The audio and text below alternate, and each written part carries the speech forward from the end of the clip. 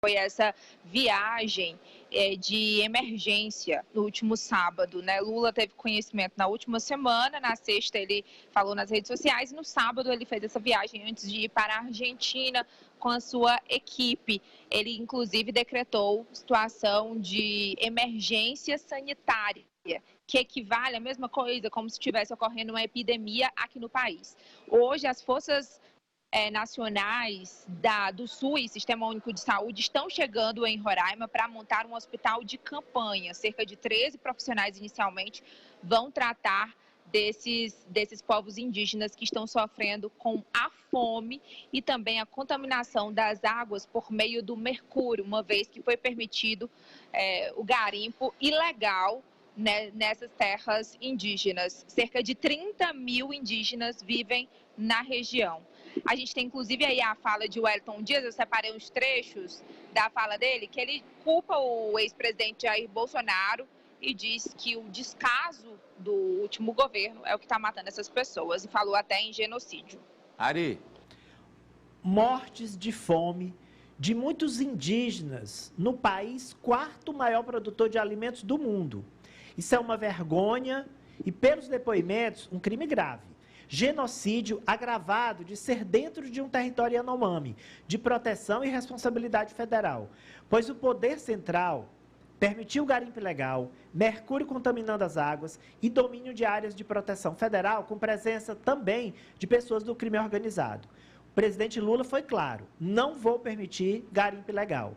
Foi a indiferença e descaso do governo Bolsonaro quem matou o povo Yanomami. O Wellington Dias, ministro do Desenvolvimento Social. Inclusive, acabei de mandar aí para vocês uma foto que o ministro acabou de me enviar de alimentos chegando lá no local. Ele disse que a primeira ação do Ministério do Desenvolvimento Social foi exatamente a entrega de 80 toneladas de alimentos que estão chegando aos poucos, porque o acesso, de acordo com ele, é restrito, as comunidades são isoladas e é basicamente feito por helicóptero. Algo como 5 mil cestas com produtos adequados ao costume alimentar dos povos indígenas Yanomami. E o ministro da Justiça, Flávio Dino, determinou a abertura de um inquérito pela Polícia Federal para investigar o crime de genocídio. Eu queria ouvir vocês. A partir do momento em que o Brasil cria, né, um Ministério do Povo Indígena, morticínios como esses tendem a não acontecer mais, Silas? Eu acho que sim. É bom a gente também ver a questão. Aí é uma região de divisa com a Venezuela. Parte desses territórios ficam em terras venezuelanas. Eu já tive a oportunidade, inclusive, de conhecer essa realidade. Mas todos nós sabemos que o presidente Bolsonaro, nos seus discursos, ainda quando era parlamentar, sempre defendeu a exploração das terras dos índios. Isso aí é notório. Ele sempre defendeu isso quando era deputado. Ele não aceitava a preservação das terras indígenas. Ele nunca aceitou isso. Tanto é que abriu as portas para a exploração. Os exploradores são os maiores culpados por isso. Mas o governo não pode deixar de ter culpa, porque ele permitiu aquela exploração ilegal, assassina, cruel e outra coisa, gente. Aqui para nós, a FUNAI acabou no governo passado.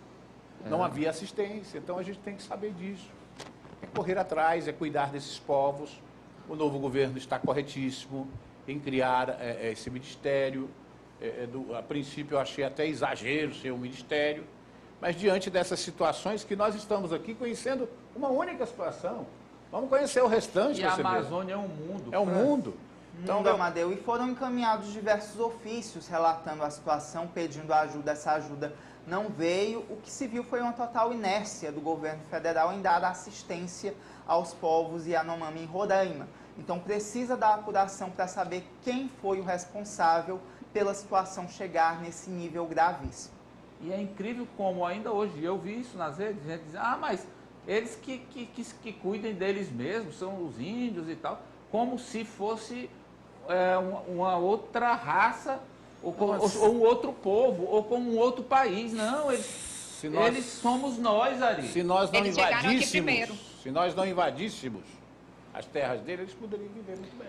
Eles são chamados povos originários, não é à toa. Se nós covardemente não invadíssemos as terras dele, ele acha que eles poderiam viver. Então, agora. são povos daqui, que estavam aqui, nós chegamos e nós não descobrimos, nós ocupamos um terreno que já era deles. Agora, o Francis tocou no assunto que me chamou bastante atenção, porque eu lembro que em 2019, os próprios indígenas vieram à imprensa denunciar que os Yanomamis estavam precisando de atenção, precisando de remédio, precisando de comida, porque estavam morrendo. Gente, isso foi em 2019. E agora, 4 anos depois, é que a realidade é do conhecimento do mundo, que fica chocado diante de seres humanos morrendo de fome num país riquíssimo como o nosso. Cenas que lembram aquelas da África, nas décadas de 1980, 1990, em que as pessoas morriam de fome no continente africano. Muito triste, e é um caso, sim, de repercussão internacional muito feio para a gente, né?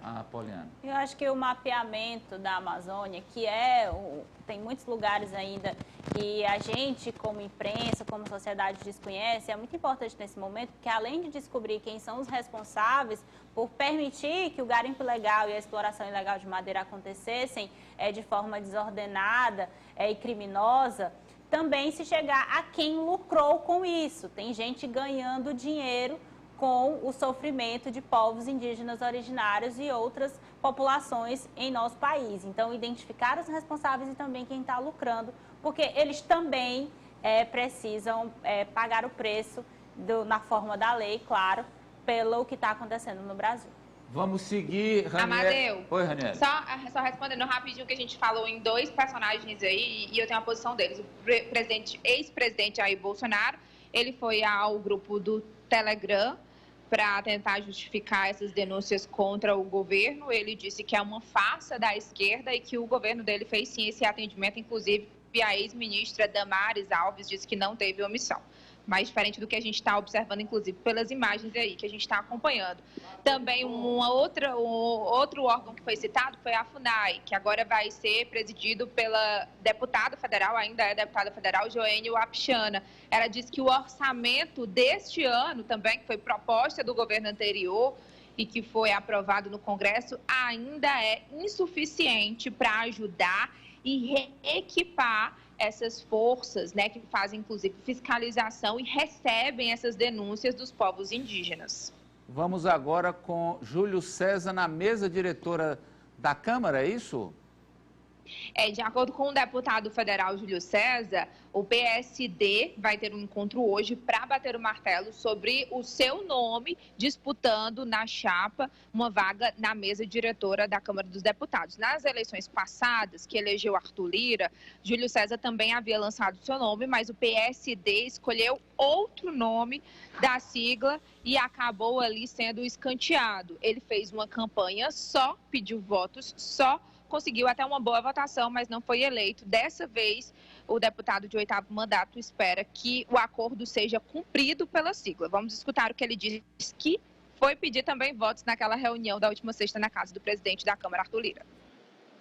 Os membros da mesa, coube a mim, por indicação do meu partido, participar, ser o candidato do partido na vaga que couber ao partido, que eu ainda não sei. Vai ter uma reunião na segunda-feira do presidente e os líderes de todos os partidos para definir o espaço de cada um. Então, o que eu tenho consciência, que fui informado pelo meu partido, que é a vaga que couber ao PSD. Será que vai agora, Amadeu? Não completou aí. A vaga que couber ao PSD é dele. Isso. Tomara que seja, mas eu não é a primeira vez, né?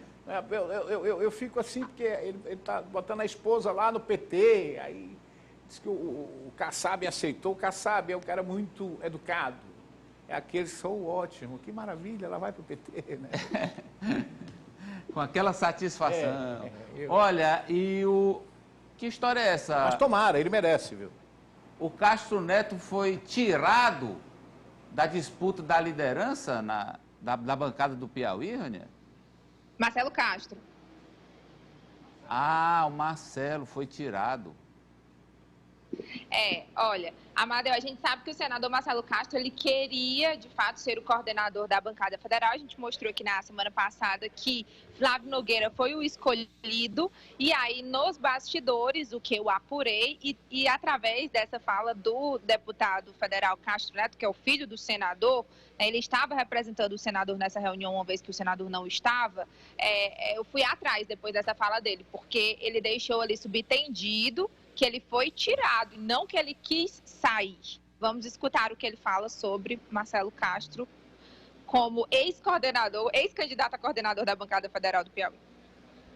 O senador Marcelo Castro colocou seu nome à disposição, ele foi o relator do orçamento, seria uma posição importante para ser o líder da bancada federal, o coordenador.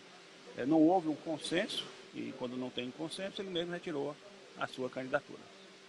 Então, isso foi pacificado. Sim, claro. Sobre também a questão dos cargos federais, após a reunião também não tem critério, mas... Estamos definindo isso, mas o grande problema hoje é que nós não temos a informação do que é para dividir, o que é para indicar. Olha, Amadeu, o que eu apurei nos bastidores é que quem entrou no meio de campo para fazer com que Marcelo Castro retirasse a sua candidatura, vamos dizer assim, foi o próprio ministro Wellington Dias. Ele argumentou, pediu, como o PT